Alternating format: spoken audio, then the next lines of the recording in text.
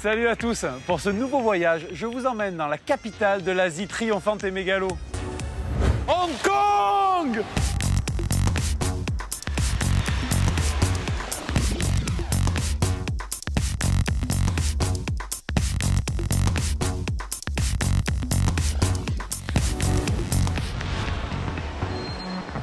Cette mégalopole sous stéroïdes ne dort jamais, consomme à la folie et pousse plus vite qu'un bambou chinois.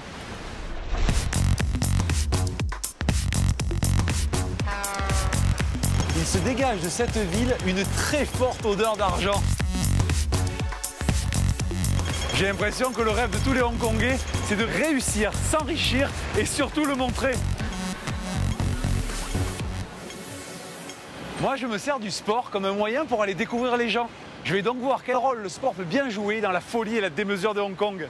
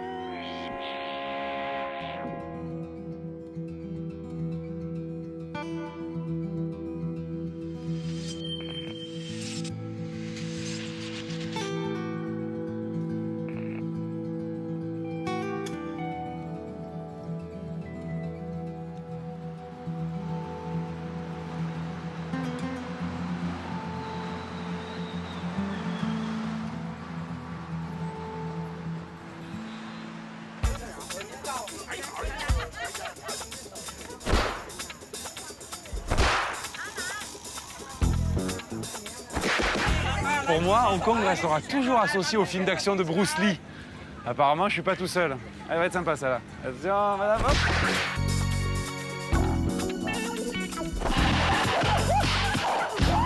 Pour découvrir l'univers du cinéma d'action hongkongais, je commence par un voyage dans le temps.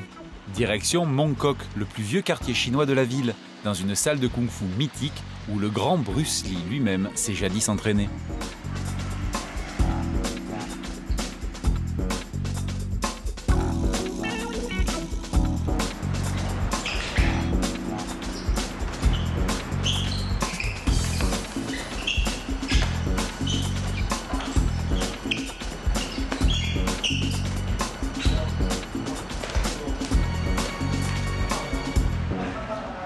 C'est pas super spectaculaire, c'est même un peu bizarre la façon dont il porte les coups, mais ça doit être super efficace, quoi. Tu as déjà fait du Wing Chun? Non, jamais cette forme de kung-fu. L'idée, justement, c'est que je découvre... Monsieur, comment est-ce que tu prononces son nom? Monsieur Mr. M. C'est M-G-H. C'est son nom.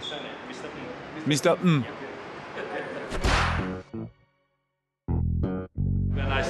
Quand j'ai commencé à apprendre, j'avais 15 ans. Et c'était déjà dans cette salle? Ouais. Et après, c'est vous qui l'avez reprise? Oui, c'est ça, ouais. Donc là, c'est le kung-fu pur et traditionnel de Hong Kong. Oui, comme à l'époque. Dans les années 50-60, c'était exactement comme ici. Mais de nos jours, les salles se sont modernisées. Les gens veulent un joli packaging. Beaucoup d'écoles misent sur la déco, avec des jolies photos pour attirer les clients. Mais pour les écoles traditionnelles comme la nôtre, ce qui compte, c'est le maître. Ça, c'est comme une porte extérieure. Tout ce qui est en dehors du bras, c'est ta porte extérieure. Et ce qui est là, c'est la porte intérieure. Et c'est le centre que tu protèges? C'est ça. On veut s'assurer qu'on est aussi efficace dedans que dehors. On attaque l'extérieur, puis l'intérieur. Les mains, c'est un peu comme une clé pour ouvrir. Hein. Exactement. Voici la première position qu'on apprend. D'abord, tes genoux doivent être tournés vers l'intérieur. C'est une position basique. Au niveau de la mâchoire, un peu plus haut. Ouvre, relâche ton poignet et fais un cercle avec ta main. Tu vas sur le côté du poignet et tu reviens. Ouvre tes mains, puis tu suis la ligne à l'intérieur de ta main. Ouais, je la vois, la ligne là, au milieu. Après tu relâches, tu fais un Uzao, tu reviens et tu fais un Uzao. Ok? Et après tu relâches. Se relâcher, c'est vraiment le mot-clé. Hein. Relâche, Uzao, relâche encore. Tu pousses avec ton coude, laisse aller ta main. Ok. Pousse sur le côté, baisse ton épaule. Et après, Tang Sao. Relâche-toi. Mais tu vois, je suis toujours un peu tordu comme ça là. J'essaye de compenser avec l'autre côté. C'est normal. Ça va, c'est pas moi qui suis nul. Non, c'est pas toi qui est particulièrement mauvais. Tout le monde est comme ça au début. C'est juste que tu n'es pas habitué. Ah ouais, on ne pas Bruce Lee comme ça. Le Wing Chun est différent de tous les autres arts martiaux. C'est vraiment une philosophie. Alors que les autres arts martiaux attachent beaucoup d'importance au style, le Wing Chun développe une dimension plus spirituelle. Par exemple, il n'y a pas de compétition avec des passages de ceinture pour marquer son niveau. Traditionnellement, l'apprentissage s'effectue tout au long de la vie, étape par étape, de façon beaucoup plus personnelle.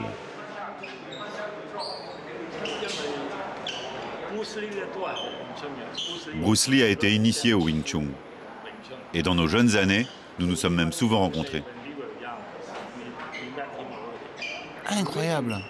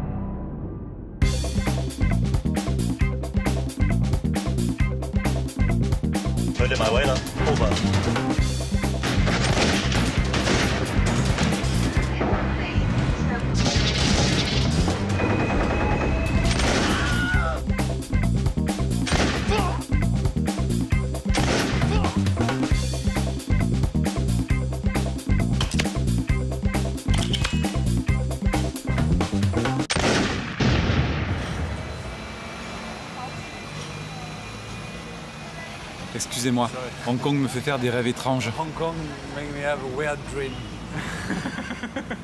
Bon, ok, ce jeune gars n'était pas assis à mes côtés complètement par hasard. En fait, Rodney est cascadeur dans une industrie aujourd'hui moribonde. Les films de triade ont remplacé les traditionnels films de kung-fu et les grosses productions ont émigré à Hollywood. Hong Kong reste orpheline des légendes que sont Bruce Lee, Jackie Chan ou Jet Li. Du coup, une nouvelle scène de comédiens reprend le flambeau pour que Hong Kong redevienne la capitale du cinéma d'action.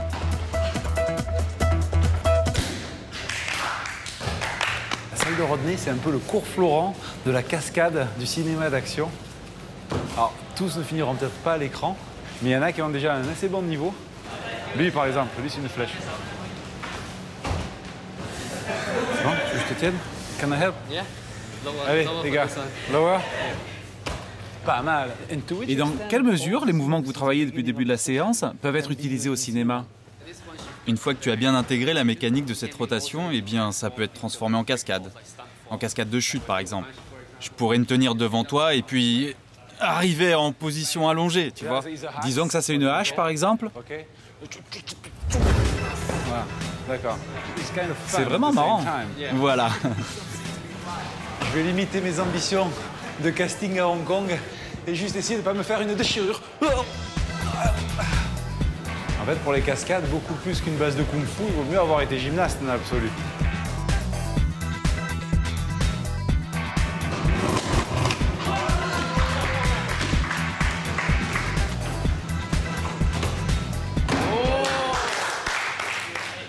Bon, si je veux commencer par la base, imaginons que je sois un jeune acteur. Ok, je suis pas jeune et je suis pas acteur. Mais si j'étais un jeune acteur, comment est-ce que je commencerais? En ce qui concerne les cascades dans le cinéma d'action, Je pense que la première chose à faire, c'est d'apprendre à réagir plus qu'à agir en fait. C'est vraiment une question de coordination entre le frappeur et le frappé. Oui, voilà. Par exemple, tu bouges toujours le cou en premier. Beaucoup de gens font tourner leur corps d'un coup comme ça, mais ça n'a pas l'air naturel. Bon, on dit qu'on est dans une dispute, hein.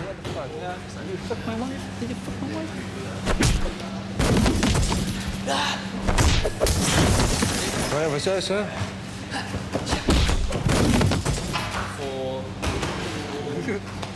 Ça y est, je suis dans un film d'action, alors attention. Si je te tire dans l'épaule,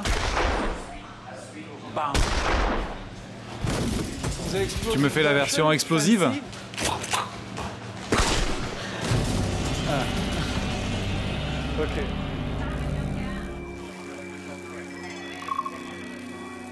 Et toi, tu viens de où, Rodney? Tu es né à Hong Kong? Oui, je suis né ici, et quand j'étais à l'école primaire, à 8 ans, nous avons émigré en Australie. Certaines personnes craignaient qu'après la rétrocession, Hong Kong change. C'était quand la rétrocession? C'était en 1997. Et beaucoup de Hongkongais ont émigré? Oui, C'est le cas de ta famille? en partie à cause de ça, mais aussi parce que le système éducatif à Hong Kong est très dur. Il n'est pas bon pour les enfants. Et pourquoi es-tu revenu à Hong Kong alors? En fait, ça peut paraître fou, mais c'était pour réaliser mon rêve et tourner dans des films d'action. C'était ton rêve d'enfant. Comment as-tu commencé? Tu connaissais des gens? Tu avais des connexions? Non, en fait, j'ai eu de la chance. J'ai lu un article dans le journal qui parlait d'un type qui était cascadeur. Le mec s'entraînait avec Jackie Chan. Et il proposait un cours pour apprendre à devenir cascadeur. Et dans l'article, il expliquait qu'il n'y avait pas assez de jeunes dans le cinéma d'action hongkongais. Alors je l'ai tout de suite appelé pour lui dire que j'étais intéressé. Et il m'a permis d'assister au tournage auquel il participait en tant qu'acteur.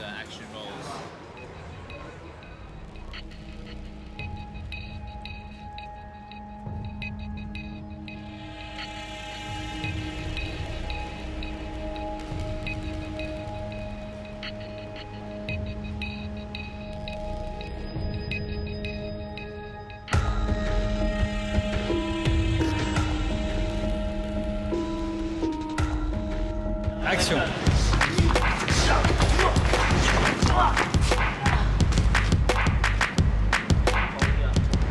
Je t'ai pas eu quand tu as sauté. J'étais mal placé. On peut en faire une? Après les glorieux aînés, Bruce Lee, Jackie Chan, etc., il n'y a pas eu de relais générationnel dans le cinéma hongkongais. Et ces gamins-là, finalement, ils repartent vraiment de zéro, avec, je crois, le rêve, dans 10 ans, d'être un jour à leur tour en haut de l'affiche, quoi. Et Rodney, c'est quoi l'histoire là? En fait, je suis un fugitif poursuivi par ces gars qui essayent de me tuer. C'est eux les méchants là. Ouais, et ils m'ont coincé dans cette ruelle. Donc je suis encerclé et pris au piège. Je suis obligé de les combattre pour m'enfuir. Ok. Toi tu es l'auteur et toi le réalisateur. C'est ça, deuxième film. Que des films d'action. Always action. Toujours.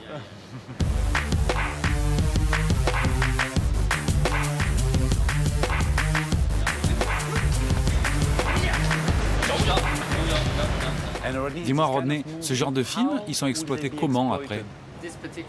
Ce projet est un film indépendant.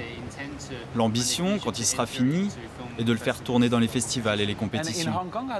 Comment ça marche à Hong Kong? C'est difficile de trouver des financements? C'est très difficile. Beaucoup de gens utilisent leur propre argent pour financer leurs films.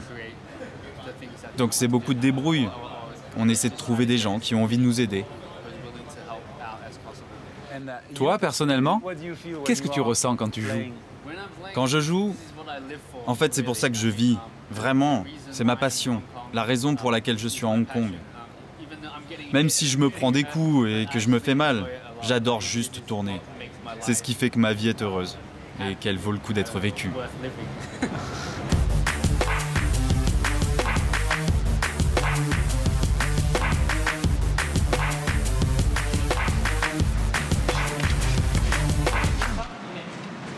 Bon, sans prétention, au terme de ce voyage, je ne désespère pas laisser une petite trace dans le cinéma hongkongais. Là, il répète une nouvelle cascade et ça va bientôt être à moi d'entrer en action. On est dans la même bande là. Oui, oui, le même groupe. Et on doit cogner cet enfoiré. Oui, pour le tuer. Ok, ouais. Je suis pas là pour rigoler, moi. Je voudrais que tu... Moi, que tu te mettes là et tu lui donnes un coup de poing. Je lui en mets une à lui. Oui, pour la caméra. Mais tu ne vas pas me toucher. Faut juste qu'on ait l'impression que tu me frappes. Mais je vais te bloquer. Donc tu me mets un direct là et après je te contre dans le ventre. Dans l'estomac.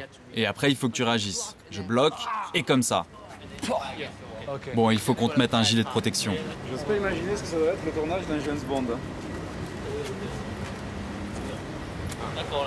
Ok, viens par ici. 1, 2, 3. Et après, l'autre arrive là. Ok. Tout est vraiment dans le timing. On peut faire une répète? Oui. Ok.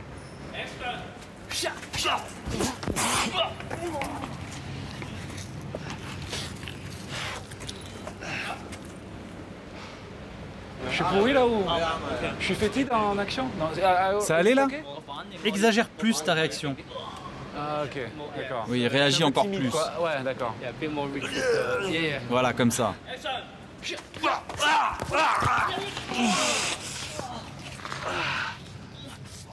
C'était mieux?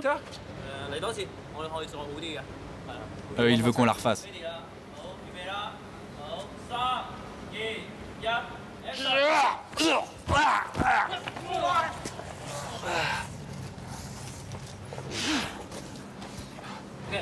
C'est bon. Merci. Merci, good luck for the film. Allez, bonne chance pour le film. J'espère que ça va cartonner. Merci beaucoup. Thank you. Ciao, ciao.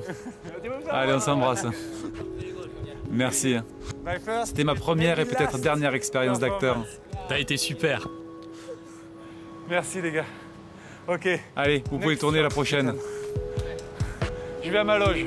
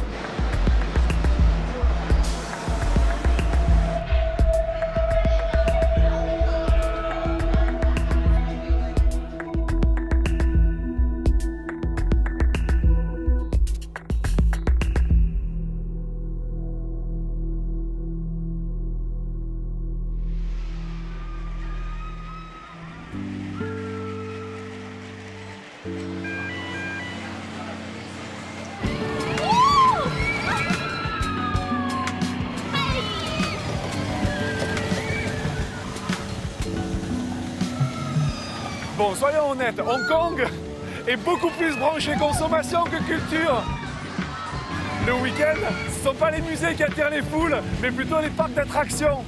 Le rendez-vous de la classe moyenne hongkongaise.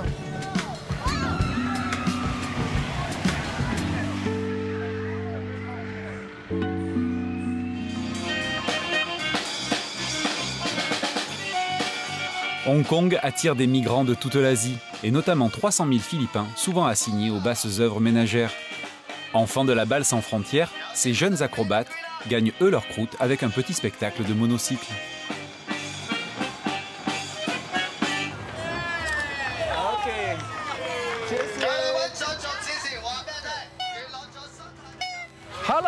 Ça prend combien de temps pour apprendre à faire du monocycle? Ça dépend vraiment des gens, de leur motivation. Parfois il faut 3 jours, parfois juste 1 heure. Ok, putain. Ah, c'est un pneu de 4x4 pour aller à la campagne. You know, to go countryside. Tu veux celui-là? Ouais. Il va vraiment falloir que vous m'appreniez. You will try to teach me later. Okay. Bon, I see Allez, you je there. vous retrouve tout à l'heure. Contrairement aux idées reçues, le vélo à une roue n'est pas qu'un accessoire de cirque.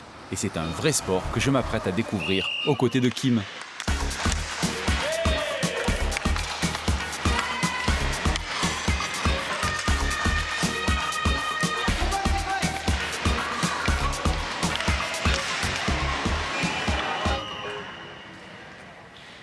Hello guys. Salut! Salut! So you never stop being on Vous passez votre vie sur des monocycles? Pour le boulot, le fun? work, for fun, or for hobby. C'est ça. Vous descendez jamais de vos vélos? Les monocyclistes, ça forme vraiment une communauté? Absolument. Vous partagez vraiment une même passion? Oui, bien sûr. Actuellement, il y a plus de 60 pays qui pratiquent le monocyclisme. Ah ouais? Ouais. Et tout le monde peut jouer? Les hommes, les femmes, les enfants? Tout le monde ensemble? Il n'y a aucune limite d'âge. Au Japon, certains en font jusqu'à 74 ans. Bon, je suis vraiment pas sûr que je vais réussir à en faire, mais je vais quand même essayer. Dans le pire, je ferai gardien. Tu pourras te tenir comme ça aux rambardes. Eh, il faut bien commencer. Allez, j'ai du pain sur la planche.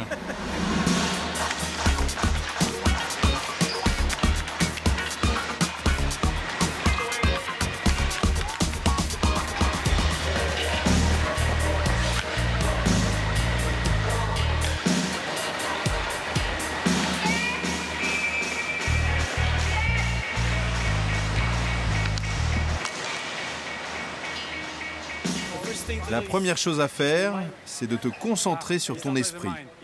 En Asie, on commence toujours par l'esprit. Oui, d'abord l'esprit. Et qu'est-ce qu'il faut se dire alors? Tu dois te dire, tu dois y croire. Si on veut, on peut, et c'est à la portée de tout le monde. Tout est dans la volonté alors. Exactement. Tourne ta roue, maintenant, stop. J'ai l'impression d'apprendre à faire du chasse-neige avant de passer mon flocon au ski. Quand on se sent complètement débutant, très vulnérable.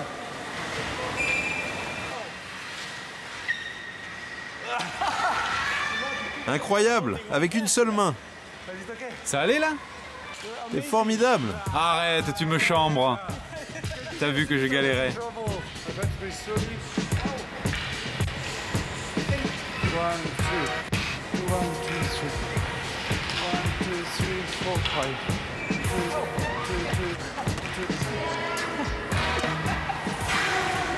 En fait, je crois qu'il faut arriver à se jeter, quoi.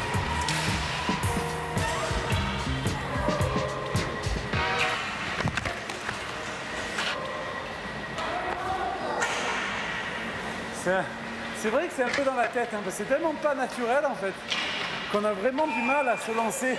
On cherche d'abord l'équilibre, alors je crois que c'est l'inverse. Il faut accepter de se déséquilibrer et partir, laisser pédaler les jambes.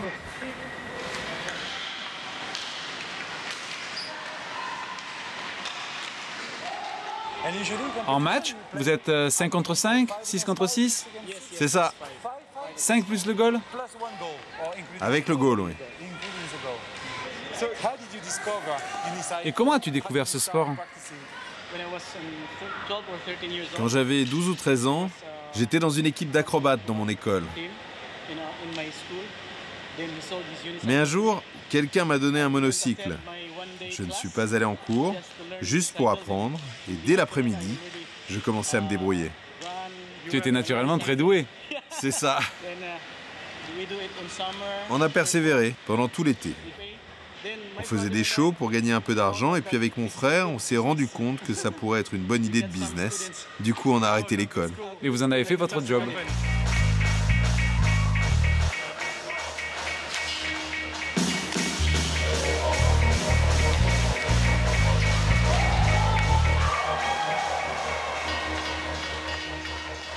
Et en plus, il y a quand même un petit problème, je suis vraiment en appui sur les testicules, donc ça rend quand même le truc assez inconfortable. Hé, t'as pas le droit de t'accrocher aux cages. Je fais ce que je peux, chérie. Bon, comme souvent, quand on est débutant, on se retrouve aux cages.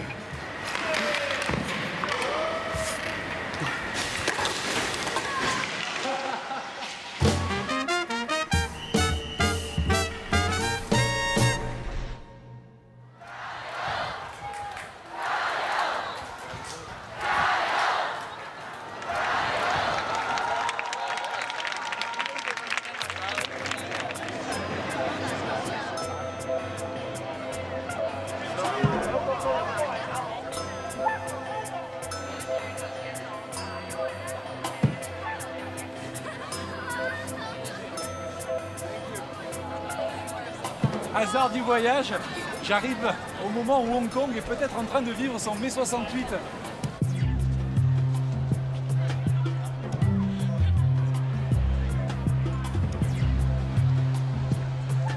Depuis quelques jours, des dizaines de milliers d'étudiants paralysent le centre-ville. Leur revendication, obtenir de vraies élections libres avec des candidats qui ne soient pas téléguidés par Pékin.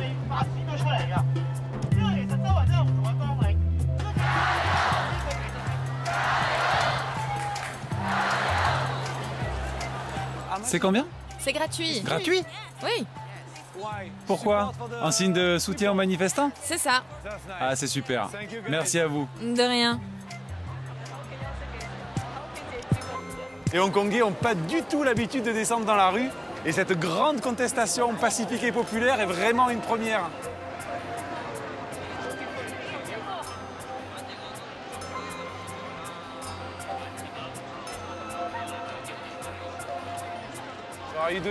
Vous faites vos devoirs? Oui, Pendant la manifestation, vous en profitez pour faire vos devoirs. Vous êtes très studieuse. tout à fait. Mais en même temps, vous êtes prête à vous engager et vous battre pour la démocratie. Oui, Ah, c'est cool. parce que c'est notre futur qui est en jeu. It is your future, bah ouais. C'est important, même pour des très jeunes gens comme vous, d'être ici? Bien sûr. To be here. Bon, bonne chance avec les devoirs et bonne chance avec le mouvement alors. Ces jeunes ont pour l'instant d'autres choses à penser que de faire du sport. Du coup, je vais voir une autre population qui a assuré ses arrières depuis bien longtemps, probablement plus intéressée par le business que par la démocratie, et que ces événements n'empêchent vraiment pas de dormir.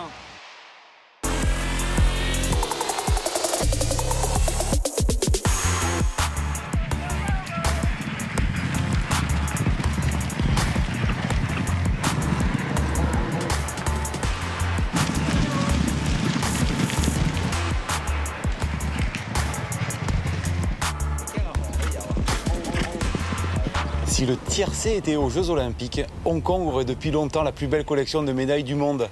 Il y a ici les plus grands jockeys, les meilleurs chevaux et surtout les plus gros parieurs.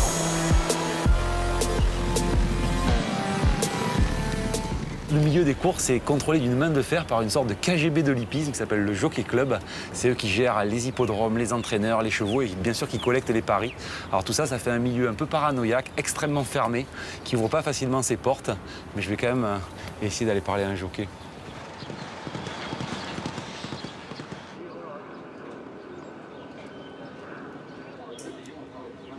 Je suis venu avec l'espoir de rencontrer un jockey. Mais pour l'instant, le seul mec que j'ai rencontré, c'est un gars du Jockey Club qui me lâche pas les baskets. Malgré des heures de négociation, impossible d'accéder aux jockeys et encore moins aux chevaux, dont le prix excède souvent celui d'une Ferrari. Bon, c'est compris là? Ouais, super, merci. Bon, ce serait bien que vous partiez maintenant. C'est donc en loose day que je contacte Olivier Deleuze, un Français devenu la star des jockeys de Hong Kong. Gentiment, il accepte de me recevoir chez lui. Son programme du jour, perdre du poids avec son acolyte, le jeune Derek.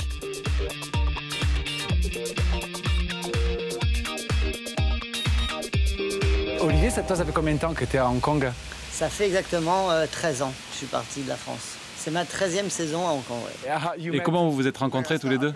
Quand j'ai commencé comme apprenti jockey, tu sais, on partageait tous le même vestiaire. On parlait tout le temps et Olivier est celui qui me donnait toujours des conseils et m'apprenait des trucs. C'était un peu le grand frère. Ouais, voilà. C'est difficile à Hong Kong parce que c'est très compétitif, il y a des jockeys de tous les horizons. Et quand on est local, c'est très dur de pouvoir percer. Et Derek me demande des conseils.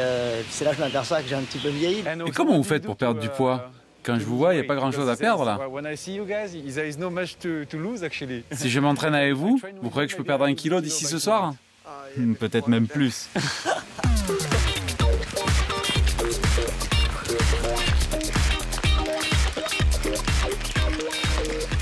Alors, tu vas bien là?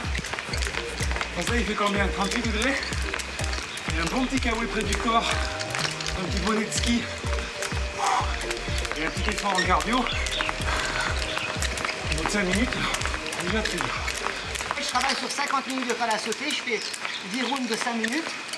Et entre les rounds, je fais 1 minute de repos où je fais des squats ou alors des haltères. J'arrive à perdre 1,5 kg. En 1 heure de corde à sauter, tu perds 1,5 kg. Ah ouais, 1,5 kg d'eau. Vous êtes des sportifs vraiment de haut niveau, quoi. Ah, on est obligé, il faut savoir qu'on a le cœur en course qui monte Ah ouais? Au max. Ouais. C'est cardio la course, ça fait faire un gros effort. T'as beau te préparer comme un boxeur, il n'y a rien qui remplace l'effort qu'on fait pendant une course. C'est incroyable. Tu finis, t'es vidé quoi. Ah, t'es vidé. Derek. Toi aussi, Derek, tu fais ça tous les jours? Le mardi et le vendredi en fait, la veille des courses. Je te suis, Olivier.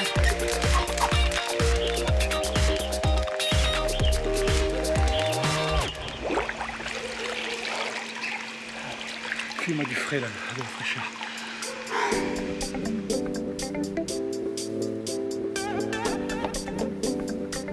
C'est confort, hein, c'est un peu hollywoodien quoi. C'est des bons tickets. C'est la récompense après l'effort en fait, le bain. Ah ouais. C'est pour finir. Il y a des moments où par contre je dois vraiment perdre qu'avec le bain, où là je fais des séances de 1h30. 1h30 dans le bain bouillant. Je ressors, je suis une langouste. Tu vois déjà qu'il n'y a pas grand chose, il ne reste plus rien de moi. Je suis tout petit, tout rose, tout cul.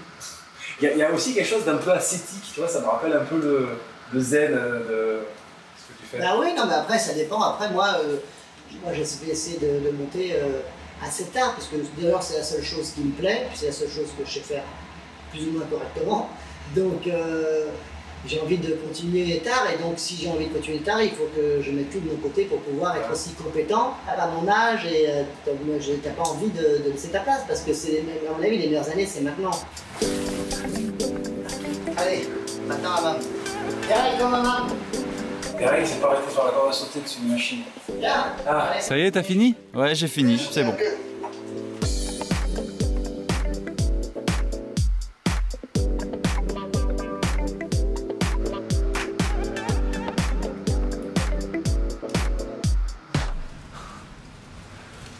On est à table, hein. Après l'effort, le réconfort. le petit festin pour récupérer de la petite séance, quoi. Petit bol de riz complet, c'est ce que je mange le soir avec un petit peu de thé, je vais me servir. Riz complet et thé. You too, Derek, is it? Toi aussi, Derek, c'est ton régime? Rice. Oui, un petit peu de riz. Juste un peu de riz. Ah ouais. Ah ouais, tout est au format. Tout est au format, tu vois, c'est plus derrière, on rigole pas là. Hein. Bon, chin chin les gars. Et bonne chance pour demain.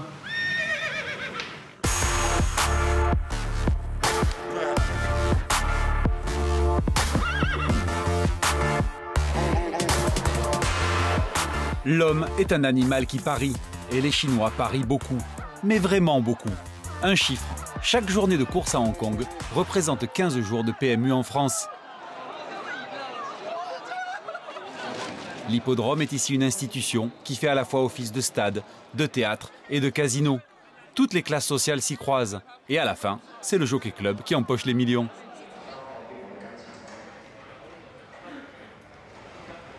J'arrive, je suis un vrai bleu, j'ai jamais parié un franc de ma vie sur une course de cheval, de chevaux.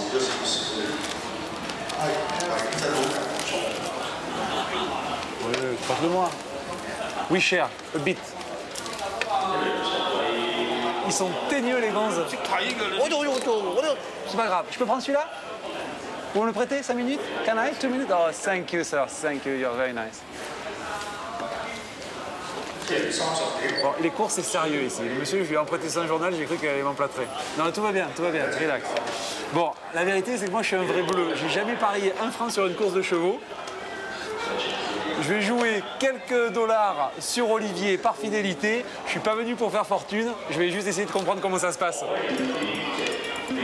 Allez, à mardi.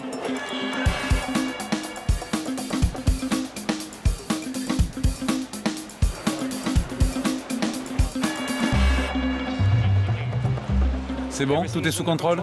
Oui, monsieur. Merci. De rien.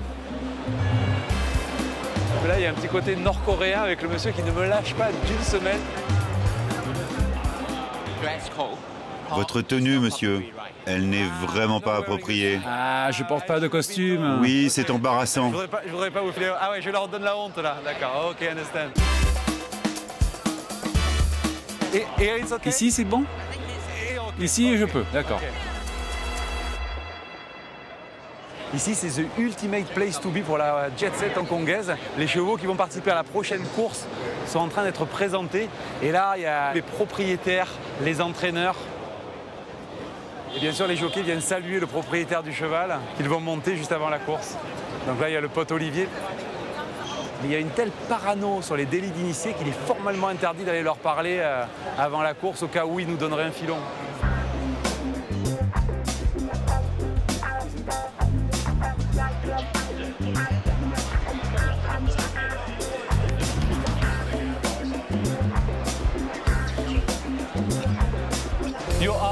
Et toi, tu supportes quel jockey? Seulement Deleuze.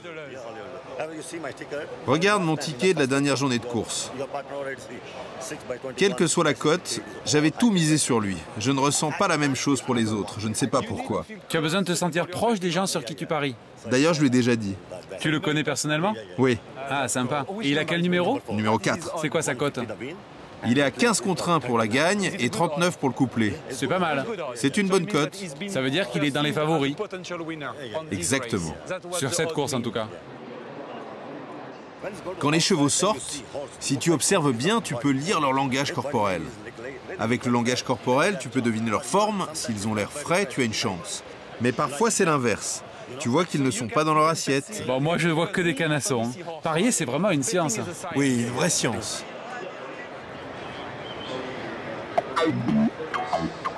Après la présentation des bolides, le petit peuple s'entasse dans les gradins, tandis que les VIP disposent de loges haut de gamme.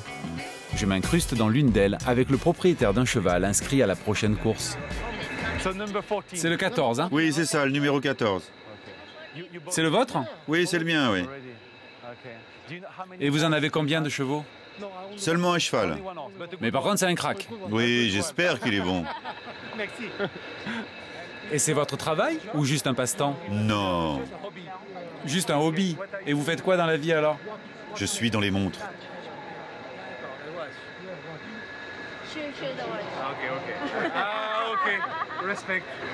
Celle-ci est en diamant.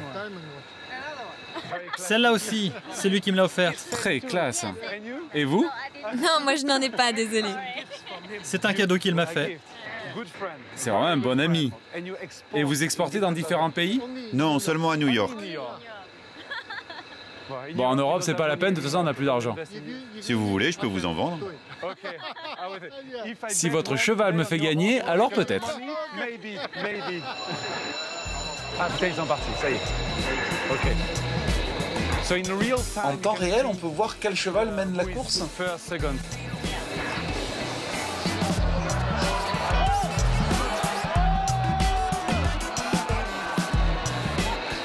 Le Gonz, il a fait des centaines de milliers d'euros sur la course. Il n'ose pas le sourcil pour l'instant. Moi, j'ai mis 10 $ au cas où.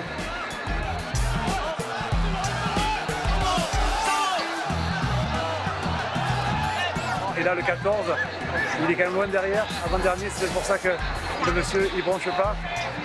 Are we doing well? Ça se passe bien?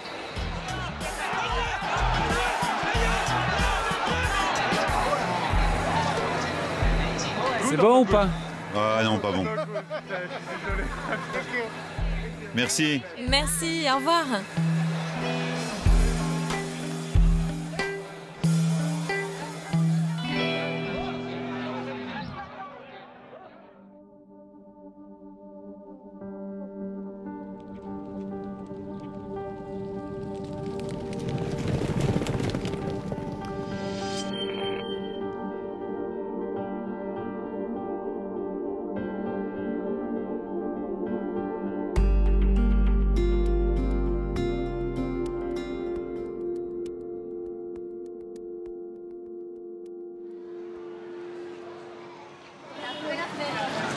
Comme beaucoup de Chinois, je suis venu passer le week-end de la fête nationale à Macao.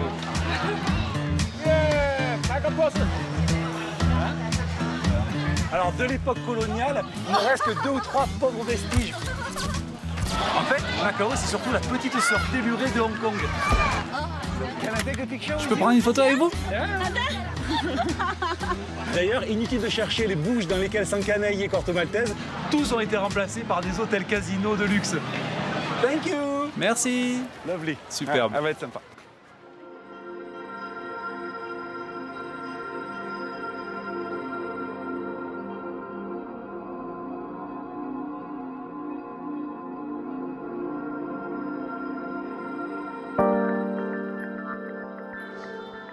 Pour attirer toujours plus de clients, les palaces de Macao rivalisent de mégalomanie.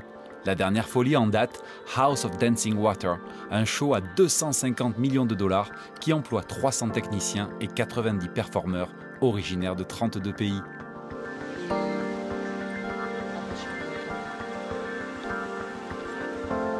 Ce qui m'attire ici, c'est que le spectacle assure la reconversion dans l'entertainment de beaucoup d'anciens champions. Parmi eux, Dragon.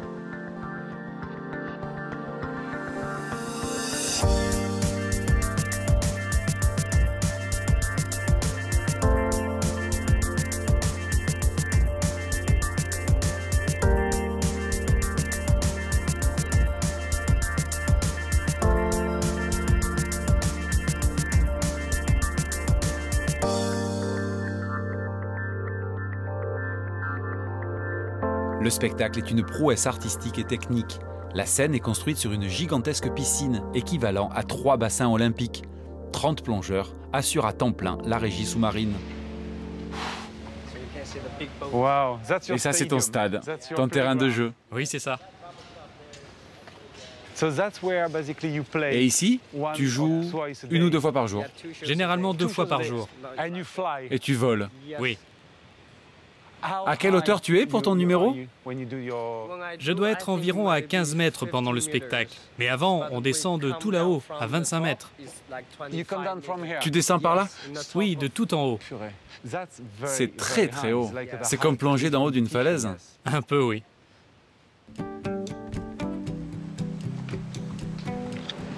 C'est un véritable labyrinthe.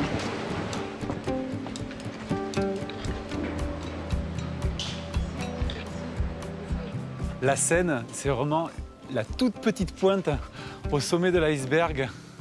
Mais quand on se balade dans les 8 étages, les milliers de mètres carrés des coulisses, on commence à réaliser la complexité infinie, à la fois technique, humaine, que représente un spectacle comme ça. Ici, on est à quoi? 25 mètres à peu près? Ici, non, on est plus bas. Mais là-bas, on est à 25 mètres. Ici, on est encore plus haut que ça. Oui. Oh, purée, moi j'ai le vertige. Et tous les soirs, c'est d'ici que tu prends ton envol. En fait, j'attends mon tour là-bas. Sur la plateforme, là? La toute première fois, j'ai craqué. J'avais tellement peur. Carrément. Je me suis vraiment demandé ce que je faisais là. J'avais la tête complètement vide. Et tu as des protections? Non, juste mes sangles là. Il n'y a pas de sécurité dans ton dos? Non. Non, mais j'étais sûr que tu avais au moins un filin de sécurité pendant les acrobaties. Non, j'ai pas de corde. J'ai juste 2 sangles autour de chaque poignet. Tu as ta vie entre tes mains. Ouais, je joue avec ma vie. J'avoue, je suis un peu jaloux. J'ose pas imaginer ce que ça doit être d'arriver sur scène et de faire face au public. Ça doit être une sensation incroyable. C'est vraiment ce que j'aime le plus, jouer sur scène. Être sur scène. J'ai travaillé très dur pour y arriver. C'est ça qui me fait vibrer. Et quand tu étais plus jeune, tu as commencé par quel sport? J'ai commencé par la gymnastique. Pendant longtemps? Pendant plusieurs années, genre 8 ans. Et tu avais quel âge? Quand j'ai commencé, j'avais 4 ans. Je me suis beaucoup entraîné pendant 3 ans, puis ils m'ont transféré dans un centre d'élite pour devenir professionnel. Ah ouais, tu as vraiment été élevé pour devenir champion. Complètement, oui. En Chine, la gymnastique pour les gamins, c'est vraiment dur.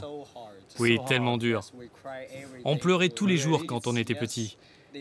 Les entraîneurs pensent que s'ils ne te poussent pas, tu ne progresseras pas assez. Donc à l'entraînement, ils nous poussaient jusqu'à la limite du supportable. Ils nous poussaient vraiment fort. Pour un gamin, c'est douloureux. Physiquement, c'est très douloureux. Ouais, c'est tais-toi, bosse et gagne, quoi. Oui, tout est fait pour gagner. Et toi, tu voulais vraiment être un champion? Avant, c'était mon rêve d'être un champion. Mais maintenant, ma vie est différente. Quand est-ce que ça a changé? Et pourquoi? Un jour, vers 13 ans, ma famille et moi avons décidé que je m'entraînerais pour devenir acrobate. Plutôt que gymnaste. Oui, donc j'ai arrêté la gymnastique. Mes rêves et ma vie ont alors complètement changé. Tu es vraiment passé d'un sport extrêmement compétitif à une discipline qui se rapproche plus du divertissement finalement. Oui, ça m'a changé l'esprit.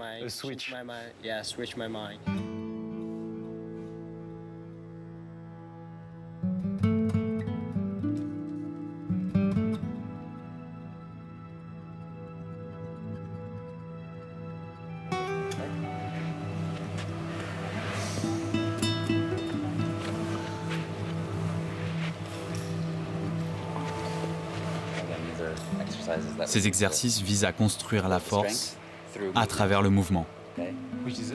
C'est une étape importante. Et cela uniquement avec le poids du corps. Ah ouais.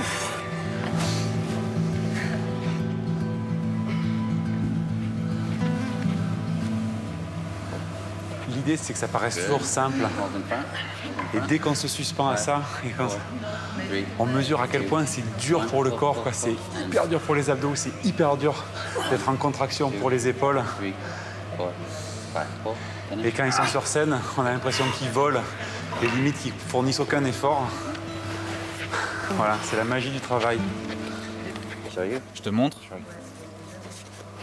Je veux juste que tu essayes de faire ça. Juste comme ça, juste ça, pour commencer. Ce qui est déjà pas si mal. Ok, pour faire ça, il faut que tu sois très fort dans tes poignets. Il faut que tu pousses fort ici, ok? Quand ça tremble, c'est pas bon signe. Non, Ça veut dire que tu contrôles pas. c'est ça. Et il faut que tu fasses un petit saut.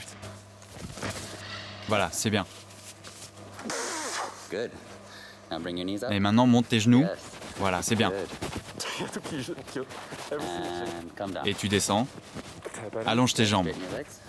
Bien, voilà. Super. Bon, ça c'est le niveau 0,1. C'est vraiment une histoire de contraction et de relâchement. Oui. Et d'apprendre où est son équilibre. Vas-y doucement. Allez, pivote tes jambes. Encore. Voilà. Maintenant, doucement. Tu redescends. Contrôle, contrôle. C'est impressionnant. Doucement. Super.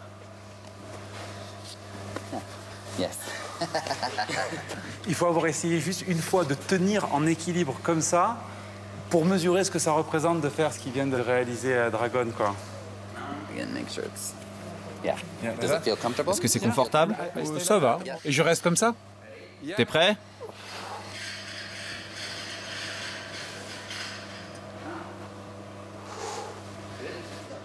Je monte les genoux? Oui. C'est ça. Doucement. Très bien. Encore, encore.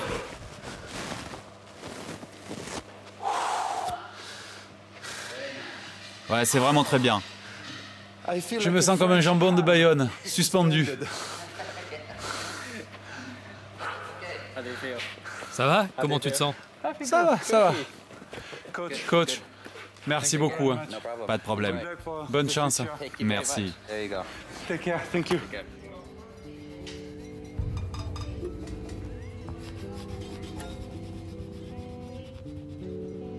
Je commence à en avoir vu beaucoup, mais je suis toujours ému quand je vois un athlète qui se prépare. Et lui, il comptera pas les points à la fin de la soirée, on est peut-être à la frontière du sport, mais voilà, j'ai l'impression que ce qu'il ressent émotionnellement et physiquement, voilà, ce sont des sensations d'athlète et de champion finalement. Et dis-moi, Dragon, qu'est-ce que tu ressens quelques minutes avant le coup d'envoi du spectacle? Je suis super excité. En fait, je suis très fier de pouvoir travailler ici. Sérieusement, chaque spectacle est un vrai challenge pour moi. Tu m'étonnes. Et donc, je savoure chaque moment du spectacle. Les entraînements sont très durs, c'est très exigeant. Mais quand tu entres sur scène, ça vaut tous les sacrifices. Tout est oublié. Oui, tu oublies tout ce que tu as enduré. Bon, allez, je te laisse te concentrer, te préparer. À tout à l'heure. On se voit plus tard. Bonne chance, tu vas être une star. Merci.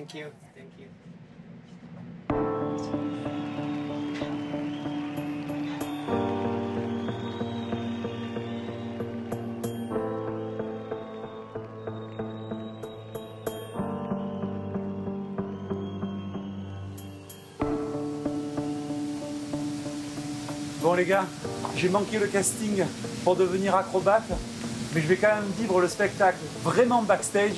En sport, il y a toujours moyen de rebondir.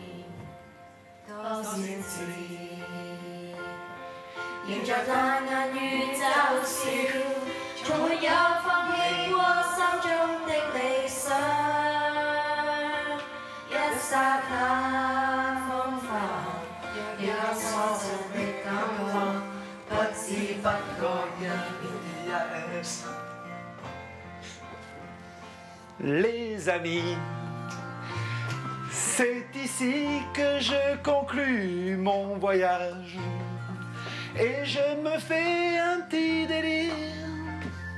Merci beaucoup de m'avoir accompagné. J'espère vous revoir bientôt, quelque part autour du monde. À la prochaine.